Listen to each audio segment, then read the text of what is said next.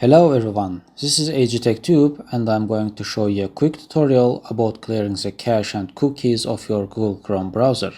This is a very simple process, so let's jump right into it.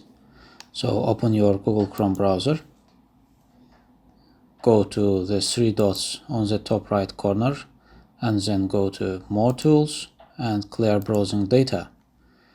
Here in Basic tab, you can select the time range, select all time, and you can also browse the Advanced tab. You can select browsing history, download history, cookies. Make sure to select the cached images and files and then press clear data.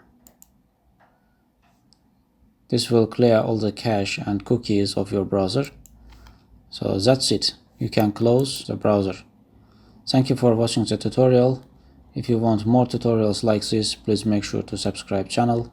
I will catch you in the next videos. Bye.